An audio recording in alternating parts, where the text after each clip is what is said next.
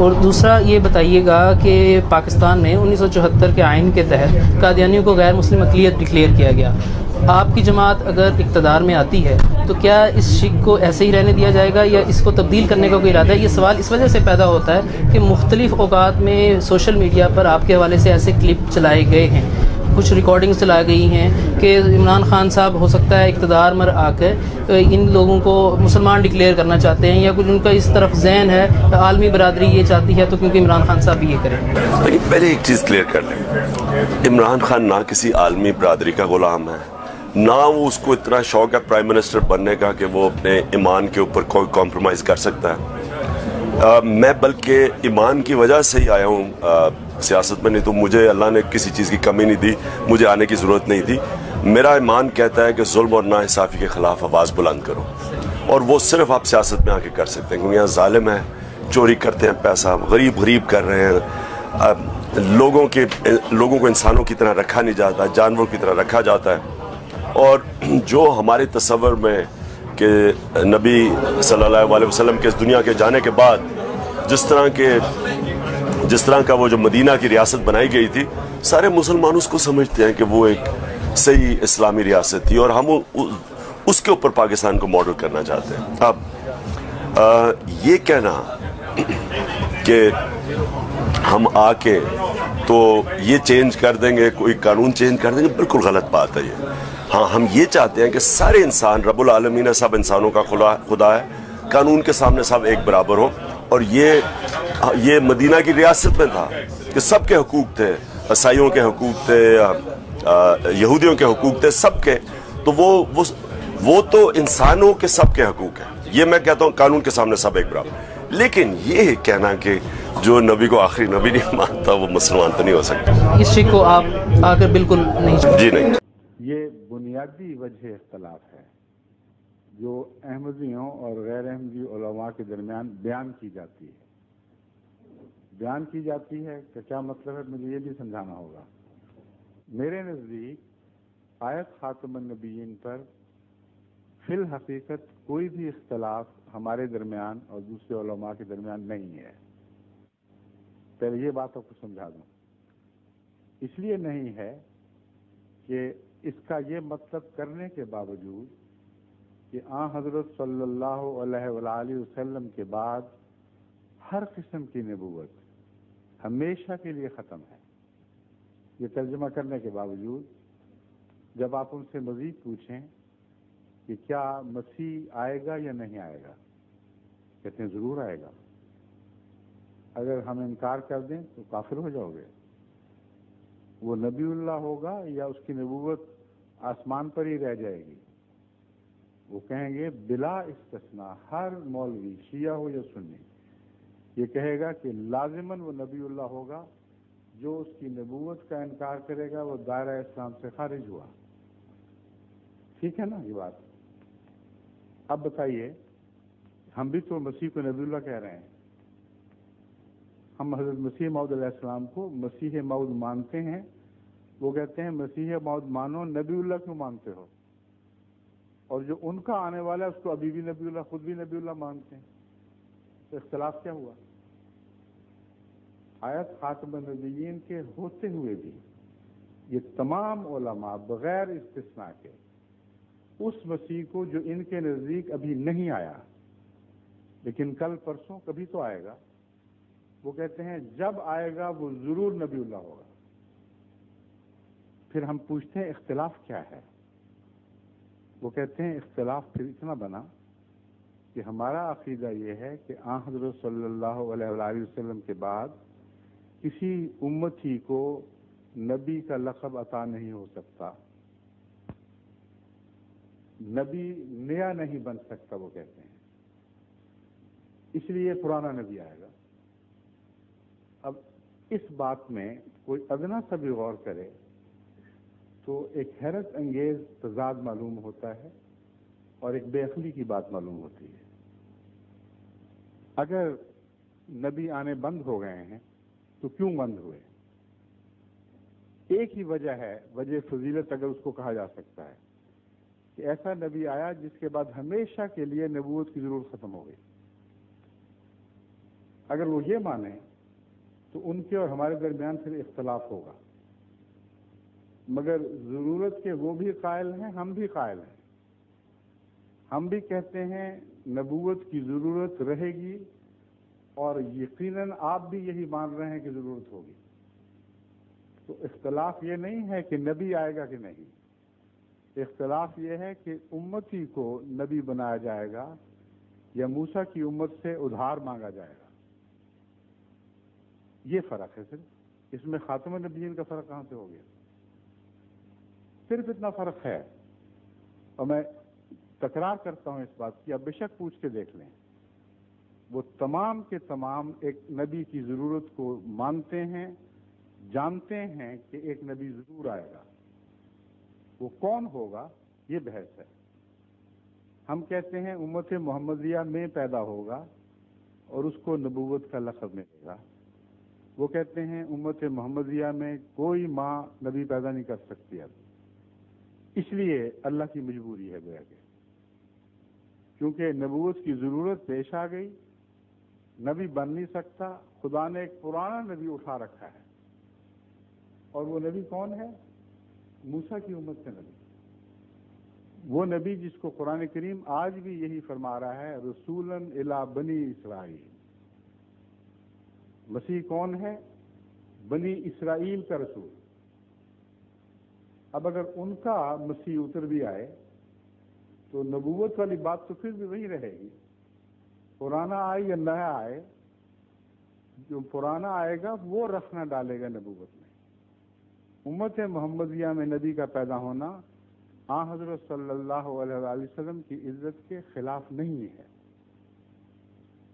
باہر سے قرض مانگنا، ضرورت ہو اور گھر میں بچہ نہ سنبھال سکے اس ضرورت کو، یہ امت محمدیہ کی گستاخی ہے۔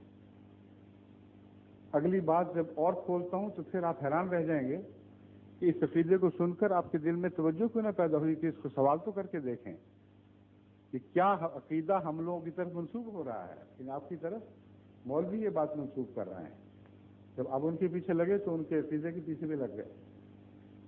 وہ یہ کہتے ہیں کہ مسیح پرانا اترے گا، وجہ یہ ہے ضرورت ہے، اور اگر بے ضرورت نبی رکھا ہوا ہے تو پھر یہ خدا کی عقل کے خلاف بات ہے۔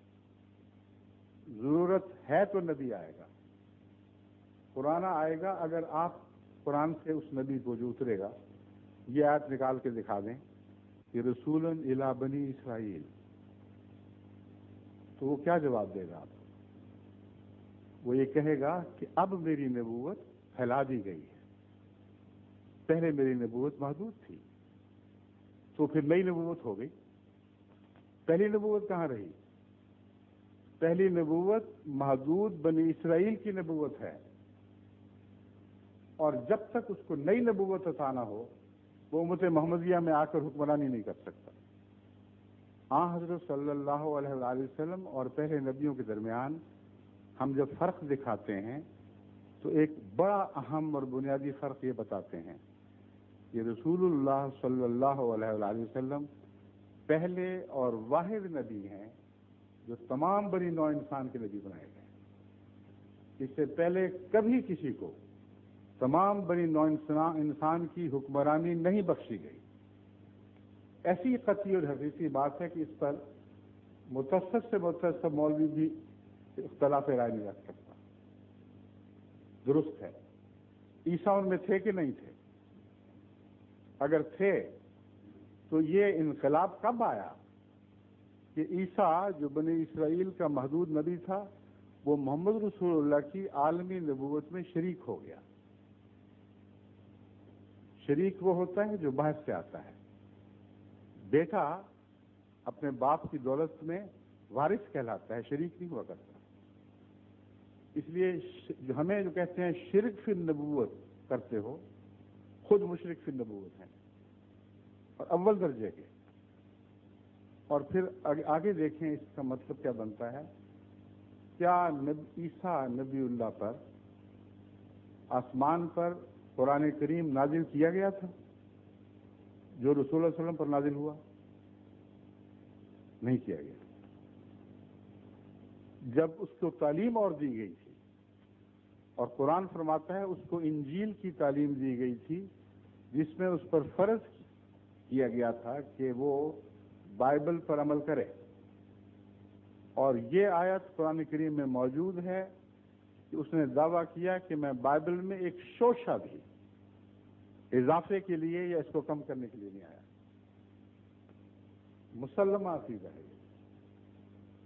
تو اس کو نئی نبوت کہتے ہیں، دی جائے گی، اس کو قرآن دیا جائے گا، اور چونکہ اس نے نبی غیر نبی سے تعلیم حاصل نہیں کیا کرتا کلام الہی کی، اس لیے یہ عقیدہ انہوں نے بنایا ہے کہ قرآن اس پر دوبارہ نازل کیا جائے گا۔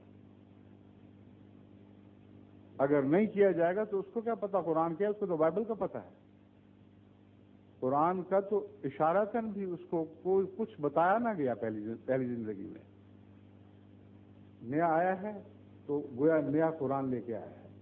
قرآن وہی صحیح جو محمد رسول اللہ کا ہے صلی اللہ علیہ وسلم، مگر مسیح پر جب تک خدا براہ راست قرآن کریم نازل نہ کرے اس کو قرآن کی تعلیم کا کچھ پتہ نہیں، تو وہ شریک مکمل بن جاتا ہے رسول اللہ صلی اللہ علیہ وسلم کا۔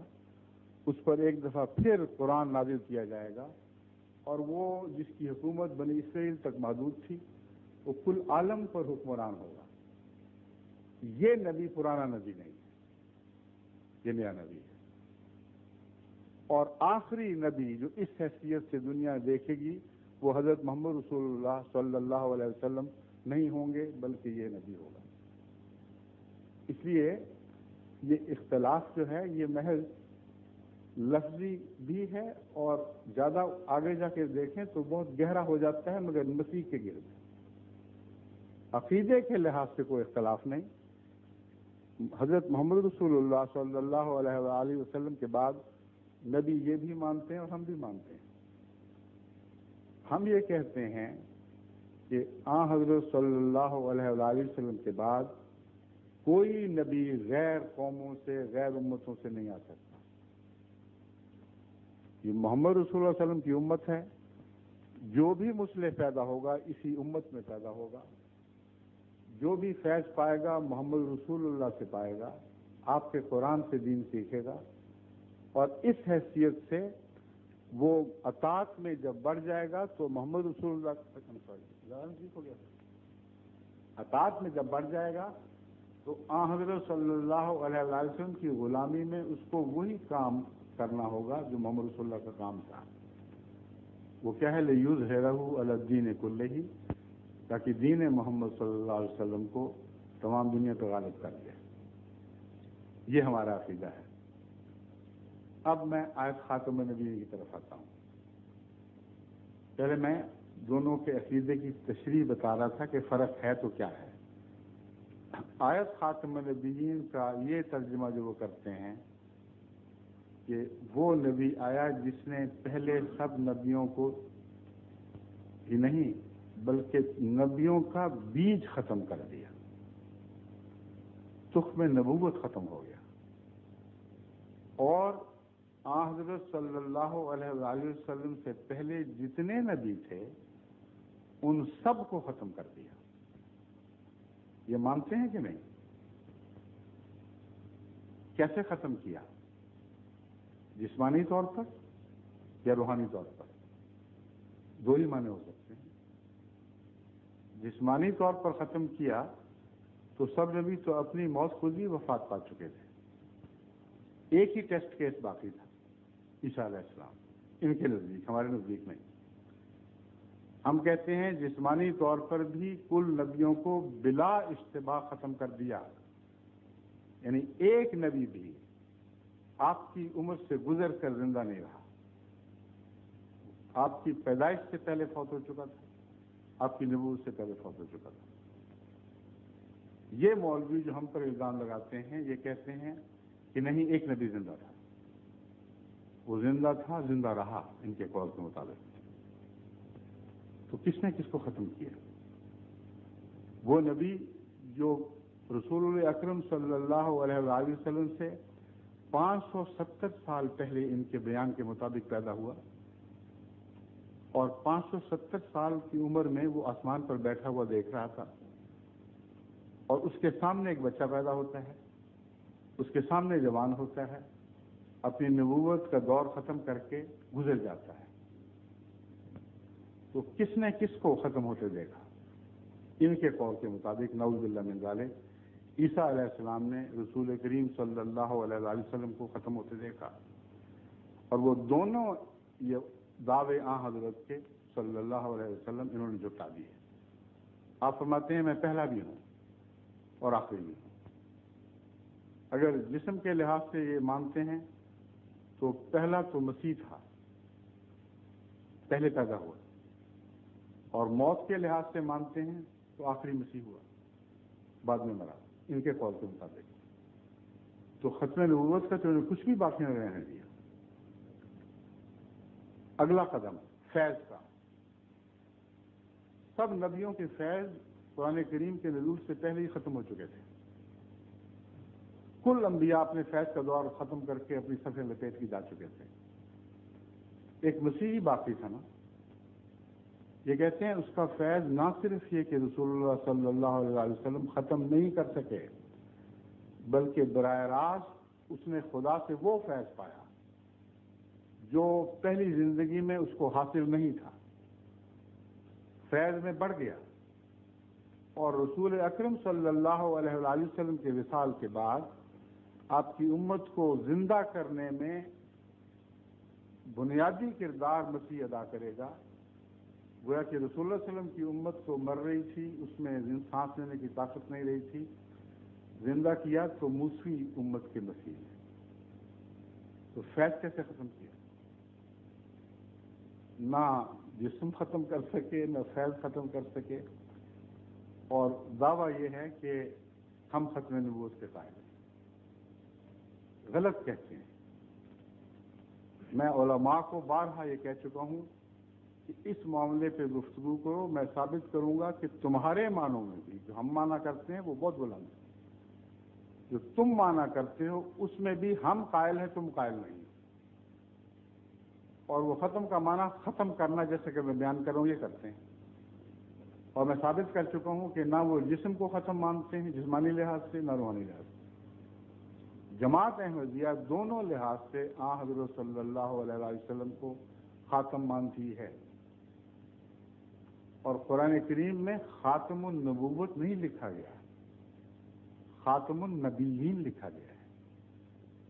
النبیین، جتنے بھی نبی تھے کلہم، ان سب کو محمد رسول اللہ صلی اللہ علیہ وآلہ وسلم نے ختم فرما دیا۔ اور ہم کہتے ہیں کہ عیسیٰ آپ سے پہلے وفات پا چکے ہیں، اس لیے کوئی نبی بھی جسمانی لحاظ سے آپ سے آگے نہیں نکل سکا۔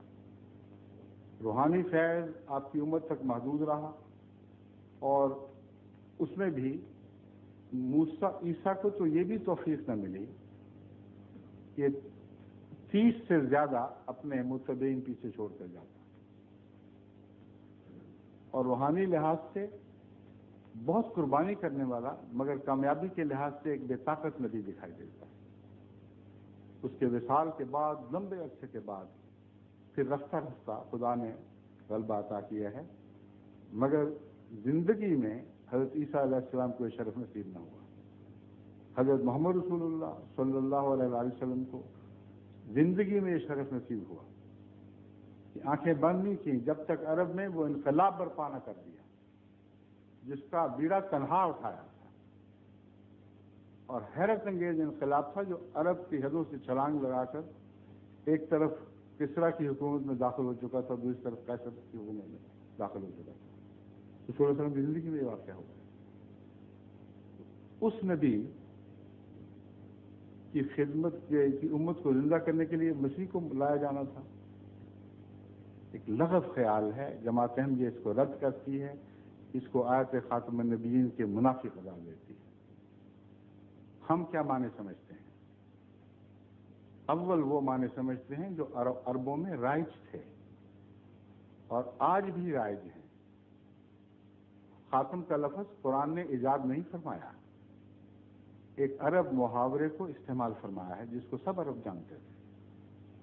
خاتم کا لفظ عرب بہترین کے معنوں میں استعمال کرتے ہیں، جس سے اوپر کوئی نہ ہو، یعنی مقام کے لحاظ سے آخری ہو۔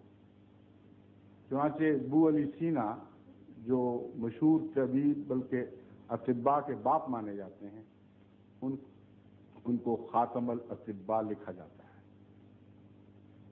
मुतनब्बी शायर जो अरबों का शायर है, रसूलुल्लाह सल्लल्लाहु अलैहि वसल्लम के बाद आया है। खातम का माना अरबों पे रोशन हो चुका था। इसके बावजूद उसके दीवान उठाकर देख लें, खातमुश शुअरा अल मुतनब्बी, तमाम शुअरा का खातम। आगे देखें, हमारे ज़माने में हमारे मुल्क में हकीम अजमल खां पैदा हुए। दिल्ली में बहुत चोटी के हकीम थे जिनका आज तक नाम, उनके नाम का डंका बजता है तिब में। उनके जो बयाद है उसके ऊपर लिखा हुआ है खातमुल हुकमा या खातमुल अतिब्बा, दोनों में से हकीम अजमल खान साहब।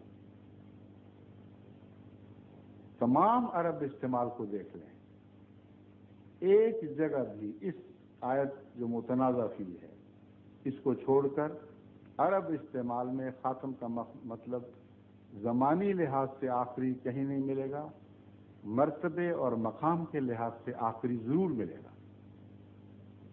यानी जब अरब शायर को खातम कहते हैं तो मुराद ये है कि इस कमाल का शायर अब कभी नहीं आ सकता। शागिर्द आ सकता है, हमसर नहीं आ सकता, उस्ताद नहीं आ सकता। ये सनद है, ये सनद चलेगी, खातम यानी मोहर उसकी चलेगी, और इसके मुकाबले पर जो भी दावा होगा वो गिर जाएगा। जिसको तस्दीक ना हासिल हो इस शायर की, वो बेमानी है। तो वो असातिज़ा जिनकी सनद चलती है उनको खातम कहा जाता है। वो अतिब्बा जिनकी सनद चलती है, जो अपने मजमून में दर्जा कमाल को पहुंच जाते हैं, उनको खातम कहा जाता है। और एक इस्तेमाल खातम का खुद हजरत अक़दस मोहम्मद रसूलुल्लाह सल्लल्लाहु अलैहि वसल्लम की ज़ुबान से भी सुनिए। हजरत अली रज़ी अल्लाह तआला अन्हु को मुखातब करके फरमाया, अंता खातमुल औलिया। एक रवायत में है फरमाया अंता खातमुल अस्फिया। बात एक ही है, दोनों रवायतें मिलती हैं। अगली बात सुनने वाली है, कमा अना खातमुल अंबिया। जिस तरह मैं खातमुन नबीयीन हूं, ए अली तू वलियों का खातम है। अब खातम का तर्जुमा वो लगा के देखें जो मौलवी करते हैं। क्या मतलब बनेगा? कमा का लफ्ज़ भी आ गया है, जैसा मैं वैसा तू, खातम में हम बराबर हैं। लेकिन मैं नबियों का खातम, तू वलियों का खातम।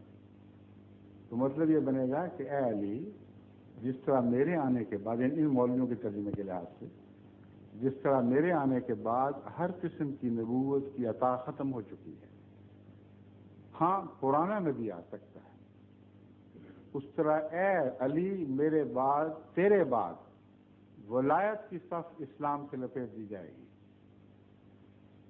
अला इन्ना औलिया अल्लाह है ला खौफुन अलैहिम वला हुम यहज़नून का दावा बेकार जाएगा। कुरान के लिए गलत निकलेगा ना, कोई वली पैदा नहीं होगा। क्योंकि जैसे मैं आखिरी नबी हूं, उस तरह तू आखिरी वली उम्मत में है। इसके बाद कोई उम्मत का कोई शख्स कभी वली का मुंह नहीं देखेगा। ये तर्जुमा काबिल कबूल है, तस्लीम कर सकते हैं। हर दिन क्या वलायत भी खत्म हो गई? नबूवत तो गई, नबी नहीं आ सकता, तो क्या वली भी कोई नहीं आएगा? क्योंकि रसूलुल्लाह सल्लल्लाहु अलैहि वसल्लम ने फरमाया है अली को, ए अली तू खातमुल औलिया है। बस खातम का माना अगर वो माने जो मौलवी करते हैं, तो मतलब ये है तू आखिरी वली है, अब कभी कोई वली नहीं आएगा। और ये झूठ है। वो माना करना पड़ेगा जो दोनों जगह बराबर इखलास पाए। गज कपड़ों से तो नहीं बदला करता, गज तो उतना ही रहता है। रेशम नापो या खद्दर नापो। इसलिए लफ्ज़ खातम वही है जो दोनों जगह बराबर इस्तेमाल होगा। जमात अहमदिया के नज़दीक खातम के मानी जो मारूफ और राइज हैं वो यहाँ चलते हैं। एक माना मैंने बताया है सबसे ऊपर, सबसे बाला, जिसका مسلک آخری مسلک شمار ہو، جو آخری مانوی سند بن جائے۔ تو مراد یہ ہے کہ جس طرح میں نبیوں کے لیے ایک سند بن گیا ہوں، میرے حوالے کے بغیر کوئی نبی سچا نہیں ہو سکتا جب تک میرے آثار اس میں نہ پائے جائیں، جب تک میری تصدیق نہ پائی جائے، کسی کی نبوت سچی نہیں۔ اس طرح ولایت میں جو تیرا مخالف ہوگا، جس میں تجھ سے مخالف آثار ولایت ہوں گے اور وہ کہے گا میں ولی ہوں، جھوٹ بولتا ہے۔ اس نقطے کو سمجھ کر تمام جھوٹے صوفیاء کا پول کھل جاتا ہے۔ وہ جو حضرت علی کے پیرو ہو کر ملتان میں ناچتے پھرتے ہیں اور چمٹے بجاتے ہیں اور علی کا نعرہ بلند کرتے ہیں، وہ حضرت علی رضی اللہ تعالیٰ عنہ کی سنت کے مخالف چل کر ثابت کر دیتے ہیں کہ وہ ولی نہیں ہے، کیونکہ حضرت محمد رسول اللہ صلی اللہ علیہ وسلم نے حضرت علی کو خاتم الاولیاء قرار دے دیا۔ بس اگر حکمت سے بات سمجھیں تو بڑے فوائد ہاتھ آتے ہیں، اگر بے حکمت کی بات کر کے تعصب کے پیچھے چلیں تو سارا فیض ہاتھ سے جاتا رہتا ہے۔ اب آگے چلتے ہیں۔ لفظ خاتم کے اور کیا معنی ہیں؟ انگوٹھی جس کے اوپر کچھ لکھا ہو، کہیں لگائیں تو وہ مہر تصدیق بن جاتی ہے۔ یہ بہت ہی عظیم الشان دعویٰ ہے جس کی نظیر دنیا میں کسی نبی میں نہیں ملتی۔ حضرت صلی اللہ علیہ وآلہ وسلم کو تمام انبیاء کا مصدق قرار دیا گیا ہے۔ مانوی لحاظ سے پہلے بتا چکا ہوں، اب ظاہری معنوں سے بھی مصدق قرار دیا گیا۔ آپ کی مہر تصدیق ہو تو نبی ہے، ورنہ نہیں ہے۔ اور میں بارہا مذاہب کو چیلنج دے چکا ہوں، آج تک کسی ایک نے بھی اس کے جواب میں کچھ پیش نہیں کیا۔ وہ یہ ہے کہ ایک نبی مجھے دکھاؤ کل عالم میں جس نے کل عالم کے نبیوں کی تصدیق کی ہو۔ محمد رسول اللہ صلی اللہ علیہ وآلہ وسلم کے سوا ایک بھی نہیں ہے۔ حضرت اکیلے نبی ہیں جنہوں نے کہا کہ مجھے مانو تو یہ کافی نہیں ہے۔ میں بھی تصدیق کرتا ہوں کہ اللہ تعالیٰ نے تمام جہانوں میں ہر زمانے میں نبی بھیجے ہیں۔ تم بھی تصدیق کرو کہ اللہ تعالیٰ نے تمام زبانوں میں ہر مقام، ہر مرتبہ، ہر بستی میں نبی بھیجے ہیں۔ یہ مانو گے تو میرا ایمان قبول ہوگا، ورنہ میرا ایمان بھی رہتا ہے، یعنی مجھ پر ایمان لانا بھی رہتا ہے۔ آمن الرسول بما انزل الیہ من ربہ والمؤمنون کل آمن باللہ وملائکتہ وکتبہ ورسلہ لا نفرق بین احد من رسلہ۔ دیکھو محمد رسول اللہ اس شان کے نبی ہیں کہ وہ ایمان لے آئے ہیں اللہ پر اور ملائکہ پر اور کتب پر اور تمام انبیاء پر، اور آپ کے ماننے والے بھی سب کے سب مجبور ہو گئے ہیں کہ وہ ان سب باتوں پر ایمان لائیں، اور دعویٰ یہ کرتے ہیں لا نفرق بین احد من رسلہ، ہم خدا کے بھیجے ہوئے میں سے کسی میں کوئی تفریق نہیں کرتے، جو اس کی طرف سے آیا اس کے سامنے تسلیم خان، اس کو ماننا پڑے گا۔ یہ ہے خاتم النبی۔ اگر کوئی اور ہے تو نکال کے دکھاؤ۔ مانا وہ جو کل عالم پہ اسلام کی فتح کو ثابت کرتے، اس کی برتری کو ثابت کرتے، کوئی مذہب سامنے سر نہ اٹھا سکے، ورنہ یہ دعویٰ کہ بعد میں کوئی نبی نہیں ہوگا، اس کی کیا دلیل ہے؟ کس نے سارا زمانہ دیکھا ہے؟ کوئی بھی نہیں مانے گا، نہ مانتا ہے۔ پہلے ایمان لاؤ تو پھر مانتے ہو، ورنہ اپنی ذات میں اسلام کی برتری ثابت کرنے کے لیے اس بات میں، اس دعوے میں کوئی بھی دلیل نہیں۔ لیکن جو میں بتا رہا ہوں مانا، اس کی روح سے قرآن سب کتب سے افضل ہو جاتا ہے کہ باقی کتابوں کی تصدیق کی ہے۔ محمد رسول اللہ سب دنیا سے افضل ہو جاتے ہیں کیونکہ سب نبیوں کی تصدیق کی ہے، اور اسی دعوے میں خاتم النبیین میں آپ کا عالمی ہونا مضمر ہے، اس کے اندر شامل ہے، کیونکہ آج کوئی نبی بھی عالمی ہونے کا دعویٰ اس لیے نہیں کر سکتا کہ اگر وہ عیسیٰ ہیں فرض کریں تو اس کی بات جس طرح عیسائی آج پیش کر رہے ہیں اور جو بائبل سے ملتی ہے وہ یہ ہے کہ اس نے کسی اور قوم کے نبی کا ذکر ہی کوئی نہیں کیا، باقی سب کو جھوٹا مانو گے تو عیسیٰ کو سچا مانو گے، اگر کسی اور کو سچا مانو گے تو عیسیٰ کو جھوٹا ماننا پڑے گا۔ بین یہی حال ہر دوسرے نبی کا ہے، اس نے اپنی تصدیق کروا لی اور اس کی قوم اس پر راضی ہو گئی، وہ زمانہ لگ گیا، ختم ہو گیا۔ آج اس نبی کو یہ توفیق ہو ہی نہیں سکتی کہ عالمی ہونے کا دعویٰ کرے۔ اگر عیسیٰ یہ دعویٰ کرتا ہے مسیح علیہ السلام، تو پتہ ہے مسلمانوں کو کیا قیمت دینی پڑتی ہے؟ مسلمانوں کو محمد رسول اللہ سے دامن چھڑا کر پھر عیسیٰ کو ماننا پڑتا ہے۔ اگر ایک ہندو تسلیم کرتا ہے، اس کو کرسچن سے دامن چھڑا کر عیسیٰ کو ماننا پڑے گا، بیک وقت دونوں کو نہیں رکھ سکتا۔ ایک بدھ تسلیم کرتا ہے تو بدھ سے پیچھا چھڑا کر عیسائی ہونا ہوگا۔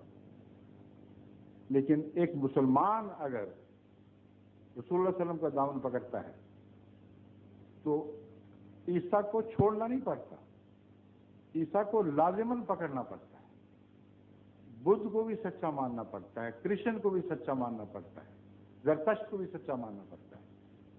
یہ عالمی مذہب ہے، تمام قوموں کو ایک ہاتھ پر اکٹھا کرنے والا۔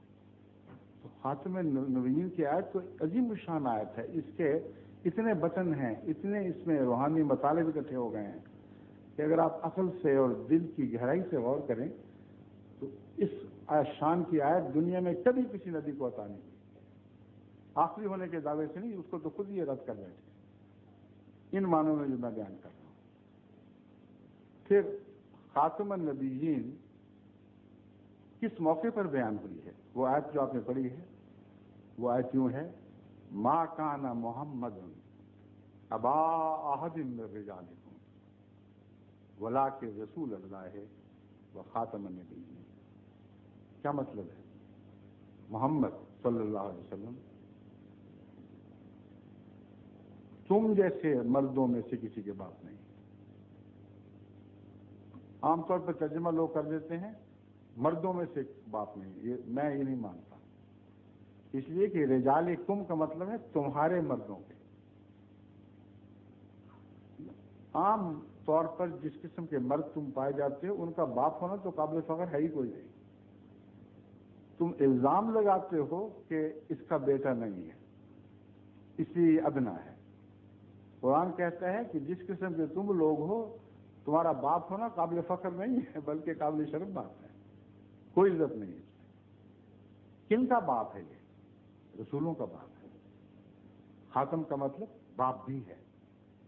ان معنوں میں بھی ہم لفظ خاتم پر کامل یقین رکھتے ہیں، اور اس میں گہری حکمت ہے۔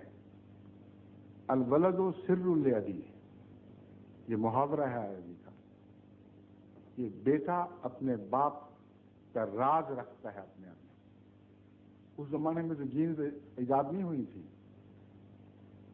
رسول اللہ علیہ وسلم کے زمانے میں جب خاتم النبیین کی آیت نازل ہوئی ہے تو یہ دعویٰ کسی بظاہر کسی سائنٹیفک فیکٹ میں مبنی نہیں تھا، مگر آج زمانے نے کھول دیا ہے کہ بیٹا باپ کی صفات سے پہچانا جاتا ہے۔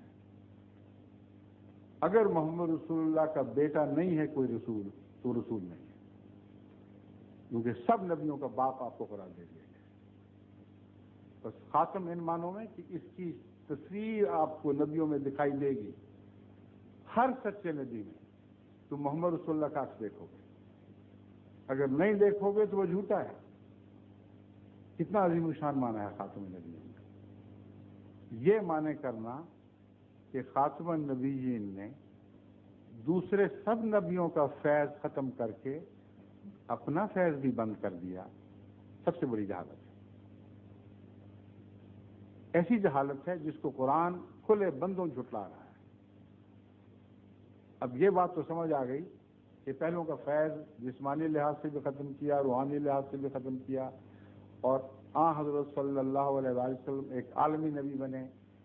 آپ کی ختم سے نبی پہچانے جائیں گے، آپ کی تصدیق سے پتہ لگے گا کہ کون نبی ہے جس کی ادائیں آپ سے ملتی ہیں وہی سچا ہے، جس کی ادائیں مخالفانہ ہیں وہ سچا ہو ہی نہیں سکتا، کیونکہ سب نبیوں کے باپ ہیں۔ اب اگلا سوال یہ ہے کہ آپ کا کوئی اپنا روحانی بیٹا بھی ہوگا کہ نہیں؟ یا وہ بھی ختم کر دیے؟ سب کے فیض ختم کیے، اپنا بھی ختم کر بیٹھے تو ہاتھ کیا آیا دنیا کو؟ اس سے تو پرانے ادنا ہی کافی تھے جن کا فیض جاری رہتا۔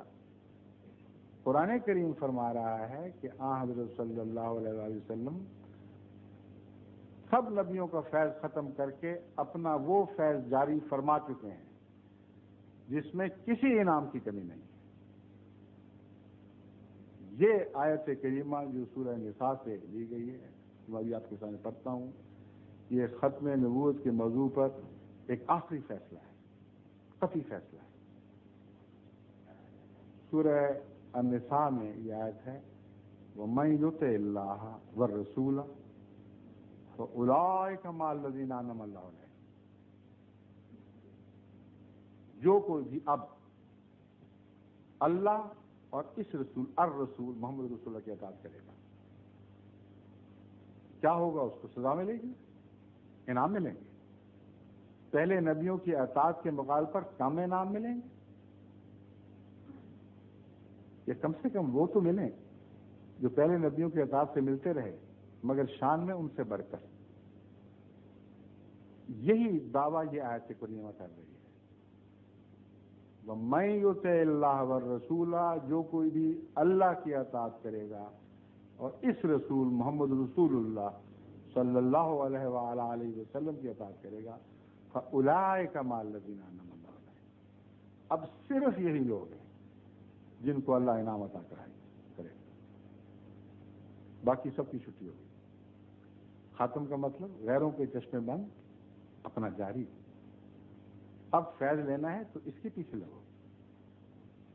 اور ساتھ فرمایا وہ کون لوگ ہیں جن کو انعام ملے گا، لسٹ بیان فرمائیے۔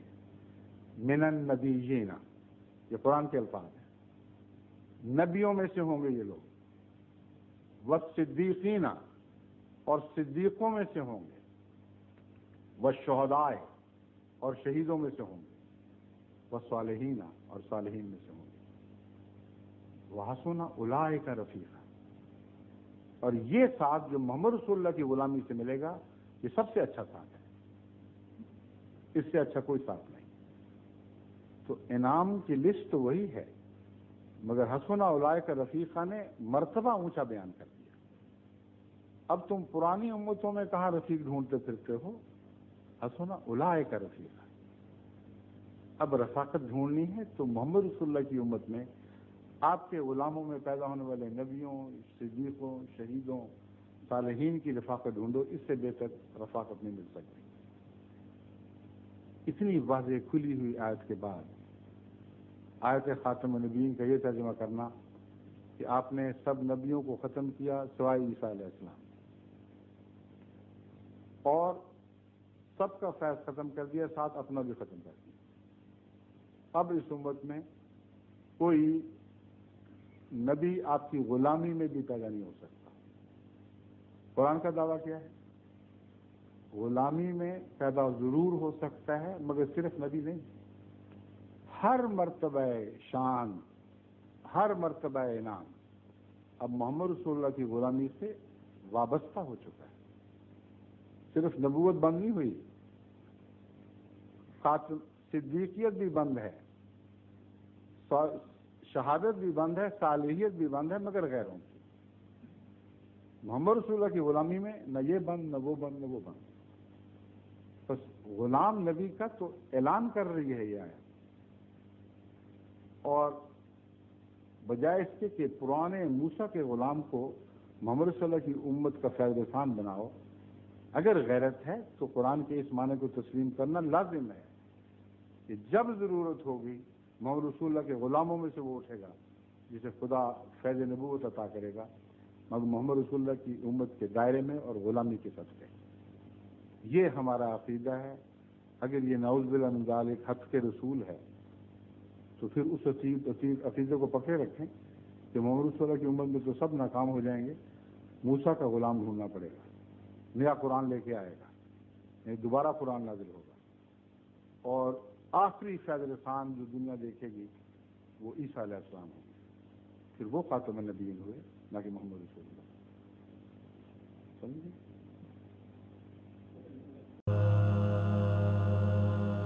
اللہ کے پیاروں کو تم کیسے برا سمجھے، خواہ کیسی سمجھ پر ہے، سمجھے بھی تو کیا سمجھے، سمجھے بھی تو کیا سمجھے۔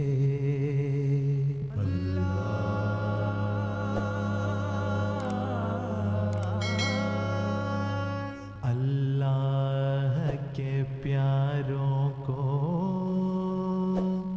تم کیسے برا سمجھے، خواہ کیسی سمجھ پر ہے، سمجھے بھی تو کیا سمجھے۔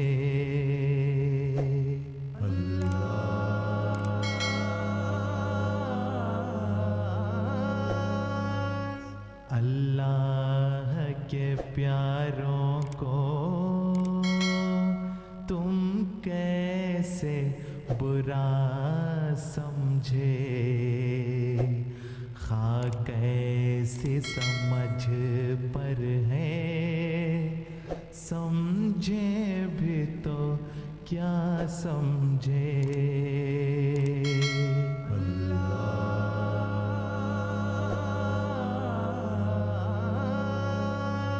شاگرد نے جو پایا استاد کی دولت ہے، شاگرد نے جو پایا استاد کی دولت ہے، احمد کو محمد سے تم کیسے جدا سمجھے،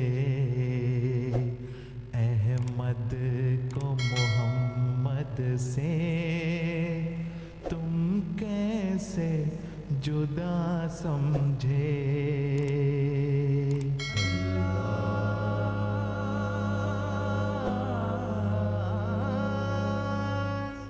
دشمن کو بھی جو مومن کہتا نہیں وہ باتیں، دشمن کو بھی جو مومن کہتا نہیں وہ باتیں، تم اپنے کرم فرما کے حق میں روا سمجھے، خواہ کیسی سمجھ پر ہے، سمجھے بھی تو کیا سمجھے۔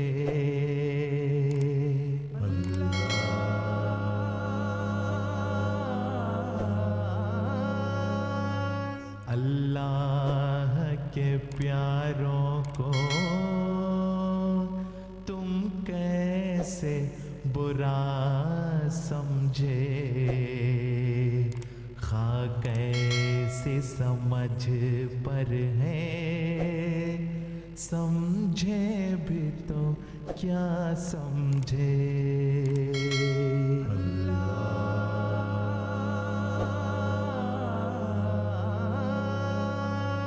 جو چال چلے ٹیڑھی،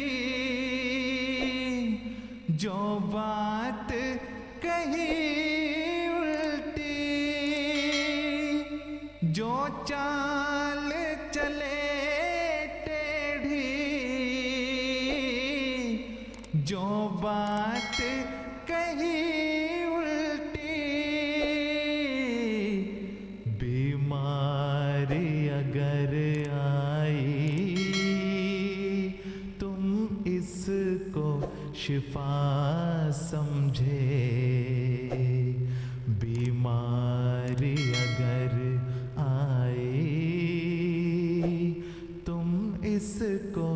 शिफा समझे।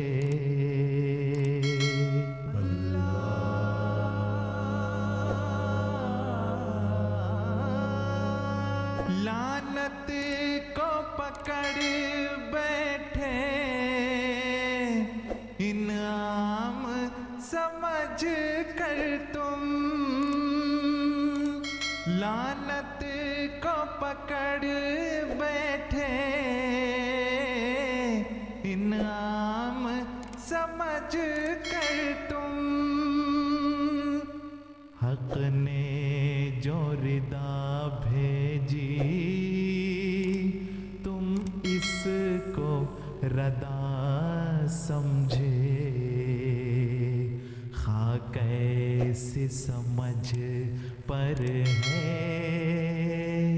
समझे भी तो क्या समझे।